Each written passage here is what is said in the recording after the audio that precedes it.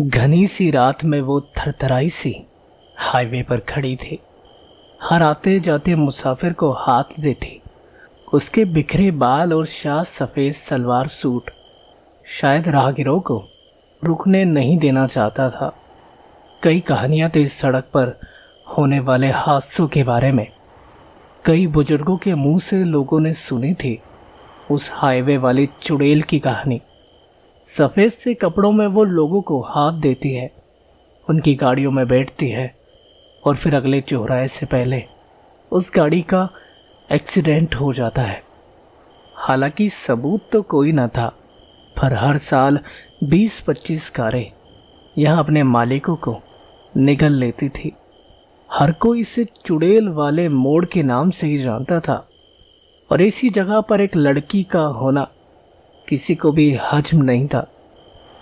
कारें गुजर रही थी और वो हर कार को हाथ हिला कर रोकने की कोशिश में लगी थी, पर कोई भी कार रुकती न थी। रात अपने शबाब पर थी। रात का कोई 1 बजा होगा। सफ़ेद रंग की स्कॉर्पियो उस लड़की को देख के रुकी। वो मील के पत्थर पर बैठी चींटियां चुग रही थी। बाल बेतरीब बिखरे थे और पैरों में चप्पल भी नहीं थी। सफ़ेद रंग के उस सलवार सूट पर कोई दुपट्टा भी नहीं था। रुकी उस कार को देखकर वो उठी और लड़खड़ाती चाल से उस गाड़ी की तरफ बढ़ चली। उसकी चाल कुछ अलग ही थी। तिरछे से पड़ते कदमों ने गाड़ी वाले की हिम्मत छीन ली और वो लड़की फिर से जाकर उसी पत्थर पर बैठ गई। पुलिस वाले भी रात 10 बजे के बाद उस सड़क पर नहीं जाते थे। संकेत अपनी कार में पुरानी फिल्मों के गाने बजाते हुए उस मोड़ के काफ़ी करीब था कि तभी गाड़ी हिचकोले खाने लगी।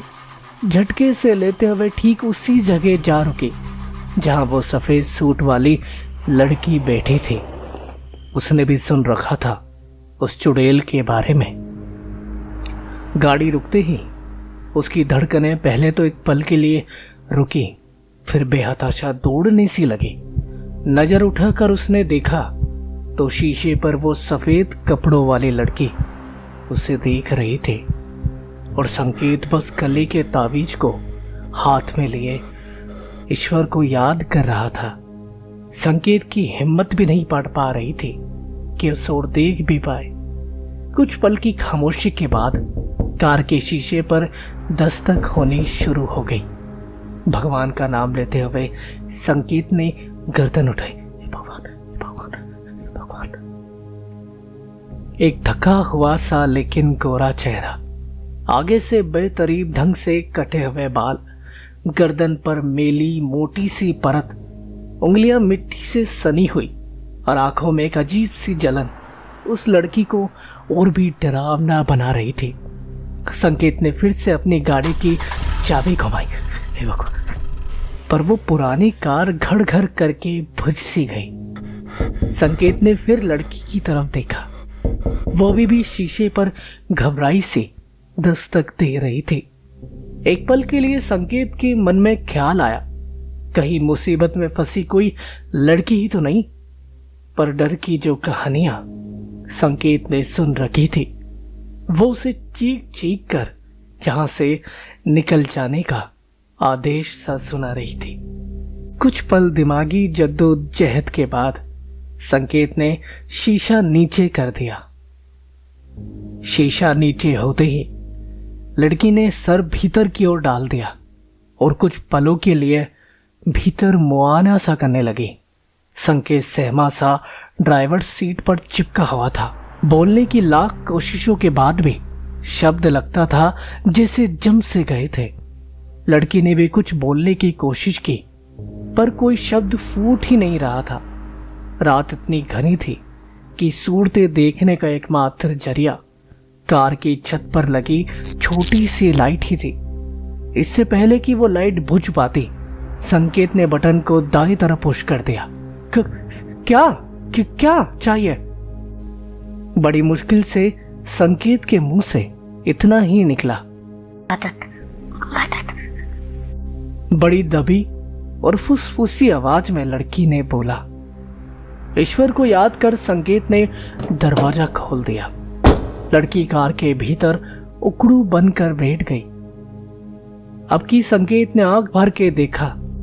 कपड़े ऐसे मालूम पड़ते थे जैसे हफ्तों पहले से पहनकर घूम रही हो। गले से सीने तक फटा हुआ उसका कुर्ता उसके हालात बयान कर रहा था, जिसको वो हाथ से पकड़े हुए थे। होठ के पास गहरे नाखूनों के निशान थे। चेहरा भी ऐसा मुरझाया था जिसे कई दिनों से खाने को कुछ भी ना मिला हो। बाएं हाथ में गहरा काले रंग का पर्स, जिसे उसने कड़ी मजबूती के साथ पकड़ रखा था। हाथों की उंगलियां उतरी हुई अंगूठियों के सबूत दे रही थी, और उसके बाल उसके चेहरे को आधा ढके हुए, जिसमें से एक आंख से लड़की सीधे संकेत की ओर ही घूर रही थी। इतने घने और अजीब से बाल देखते हुए संकेत ने धीमी सी आवाज में कहा, तुम्हें कितने दिन हुए खाना खाए? तुम यहां कब से हो? भूख लगी है? कुछ खाओगी? लड़की ने अपनी एक आंख संकेत के जिस्म पे टिकाते हुए धीरे से कहा, अब खा लूंगी। संकेत उसकी बात समझ पाता उससे पहले ही लड़की ने इशारा करते हुए कार आगे बढ़ाने को कहा। अपने माथे पे चिंता की लकीरें लिए संकेत अपनी कार स्टार्ट कर धीमी धीमी स्पीड में कार आगे ले जाने लगा। इंजन ऑन होते ही फिर एक बार मायूस सी रात में पुराने गानों की आवाजें गूंजने लगी। कहीं कहीं से शियार के रोने की आवाजें भी आने लगी थी। अजीब सी थी ये रात, मगर डरा देने के लिए काफी। गाने शुरू होते ही घबराने के साथ संकेत ने स्टीरियो का नॉब ऑफ कर दिया। अब रोते भिलकते सियारों की आवाजें ठंडी हवाओं के साथ साफ सुनी जा सकती थी। अपनी कार को 20 की स्पीड में चलाते हुए संकेत की नजर लड़की के पैरों पे गई। उसके पैर अब उकड़ू होने के बजाय सीट से नीचे हो चुके थे। संकेत को कम रोशनी में ऐसा लग रहा था मानो जैसे उस लड़की के पैर लंबे हो गए थे, जैसे सीट के नीचे कहीं समेट कर रखे गए हो। उसके तलवे नजर नहीं आ रहे थे, या शायद तलवे थे ही नहीं। संकेत ठीक से समझ पाता कि उसकी घबराती नजरें लड़की के चेहरे पे गई। लड़की एक आंख से संकेत को ही देख रही थी, मानो किसी पल का इंतजार कर रही हो। तभी कार की आखिरी जलती इंटीरियर लाइट्स भी बुझ सी गई। संकेत ने स्टीयरिंग संभालते हुए नॉब को ऑन ऑफ किया, मगर लाइट्स नहीं जली। संकेत ने खुद को संभालते हुए कहा, तुमने बताया नहीं तुम यहाँ कब से हो और यहाँ कैसे आई हो? लड़की ने एक अजीब सी आवाज में संकेत से कहा, मैं तो यहीं रहती हूँ हमेशा से। संकेत को ऐसा महसूस हुआ जैसे लड़की ने दो आवाजों में एक बात कही हो। दो पल खामोश हो, उससे फिर कुछ कह पाता कि लड़की ने आगे कहा, आज अमावस की रात है ना?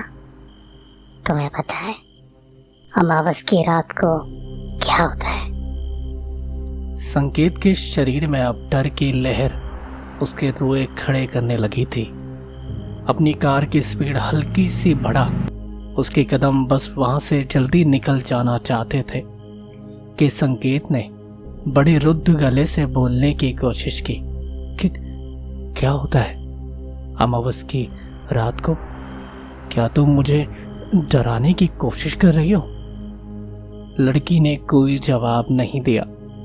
बस एक अजीब सी आवाज संकेत के कानों में पड़ रही थी। सहमी सी हालत लिए संकेत ने मन ही मन भगवान को याद कर गले में घूंट भर कहा, हेलो, क्या हुआ तुम्हें? तुम ठीक तो हो ना? चुप क्यों हो गई हो? प्यास लगी है क्या? ये लाइट्स भी ना? संकेत ने नॉब को वापस ऑन ऑफ करके देखा, मगर लाइट्स में कोई हलचल ना हुई। ठंडी पड़ती रात और घने अंधेरे जंगल से आती सियारों की आवाजें नज़ारे को पहले ही मनहूस बना रहे थे। अब खामोशी से ड्राइव करते हुए संकेत के दिल में एक अजीब सा भीना भीना डर पैदा हो रहा था। लड़की के सीट की ओर से कुछ अजीब सी आवाजें संकेत के रह रह कर रोए खड़े कर रही थी। ऐसा लगता था मानो हड्डियां चटकने और मांस के फटने की आवाजें आ रही हो। संकेत अपने मन में भारीपन लिए ड्राइव कर रहा था। उसका जी कर रहा था कि बस चलती कार से कूद जाऊं और भाग जाऊं यहाँ से। पास से आ रही आवाजें खत्म होते ही, तुमने पूछा था ना कि क्या होता है अमावस की रात को? एक गंभीर सा डरावना माहौल हवा में फैल गया।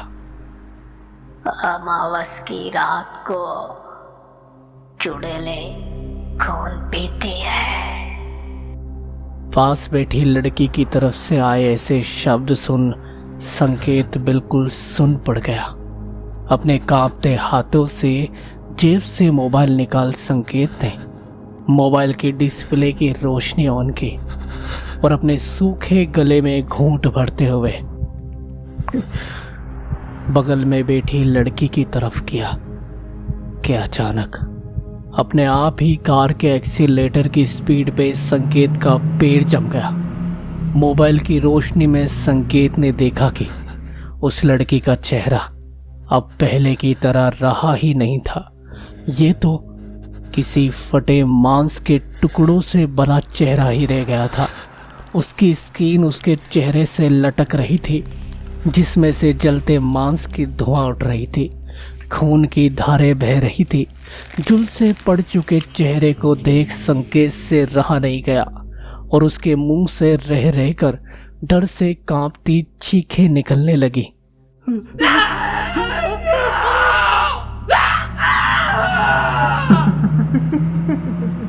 संकेत अपनी सीट पे जमा इस डरावने चेहरे की तरफ देख चिल्लाने लगा। उसने ऐसे भयानक मंजर की उम्मीद भी न की थी।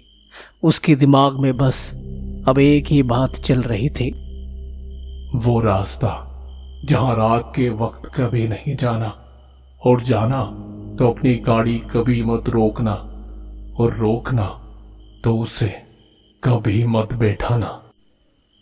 तुमने पूछा था ना भूख लगी है? हाँ, लगी है तुम्हारे मांस की।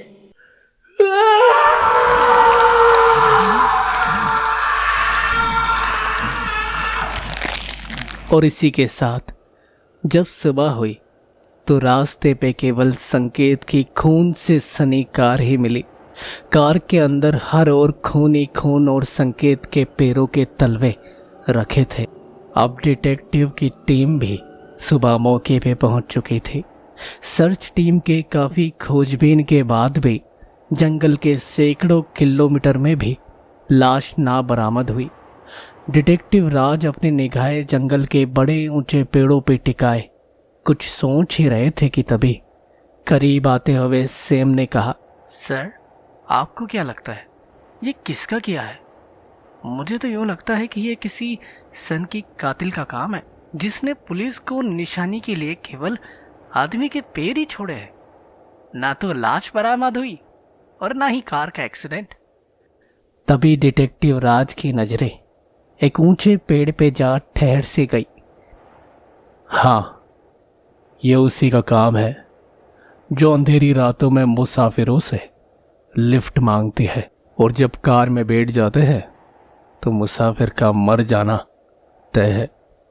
अपनी उंगली से ऊंचे पेड़ों की तरफ इशारा करते हुए डिटेक्टिव राज ने अपनी बात कह दी, और इसी के साथ एक ऊंचे पेड़ के आर पार धंस चुकी संकेत की लाश के बीच का हिस्सा लटका हुआ मिला, जिसमें ना सर था ना पांव। हाँ सैम, वो वापस आ गई है।